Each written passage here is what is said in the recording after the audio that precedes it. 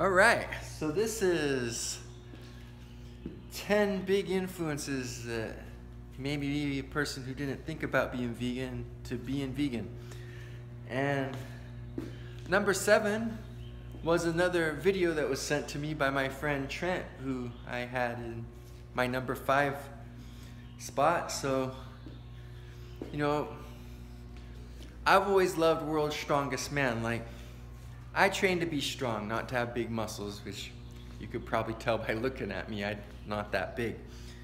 Unfortunately, I'm not really that strong either anymore. I never was as strong as I wanted to be, but I'm especially not as strong as I want to be now that some years have gone by and I'm more busy and don't have as much time and energy to put into stuff. But I've loved strength, so I loved watching things like the Olympic powerlifters, and sometimes powerlifting competitions. I like the raw ones way more than the ones with the equipment, but sometimes I even watch that just because even with the equipment and the poor ranges of motion and whatnot, it's still amazing to see people lift really, really heavy things.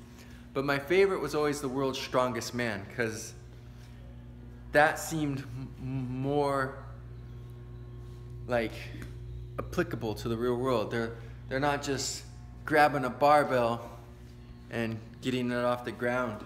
They're actually moving real everyday stuff like rocks and kegs and sandbags and stones and cars and people and whatever they do. It's fun for me to watch that. So I was never like super dedicated though. I liked watching it, but there were plenty of strongman competitions I've never seen, and there were plenty of people who were good enough to qualify for the top 10 spots that I never got to know.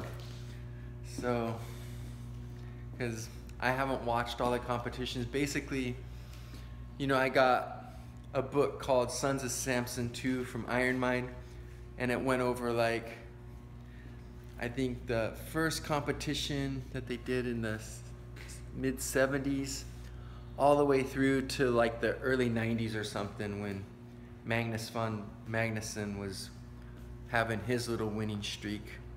One of Iceland's greats, him and John Paul Segerstrom or whatever, they both won like 4 World's Strongest Man titles and made Iceland like a place on the map in the world of strongman. And so anyway, there were a lot of strongmen out there I didn't know, and I get this video from my friend, and I see this big dude that's obviously a strongman. Like, there's nothing around to give you perspective. He's like out in open fields and nature and stuff, so I'm assuming he's just a really huge, monstrous, massive man, which he was. But we all know that Patrik is more like 5'7" instead of like these strongmen, which back in the 90s and 80s were around 6'3"-ish, but now we have a lot of even bigger ones that like 6'8", 6'9", lots of them over 6'4". So, but regardless, he was still a big, massive man, and that's all I saw was like this guy who obviously trained strongman. I'm like, oh, it's some new strongman I never met.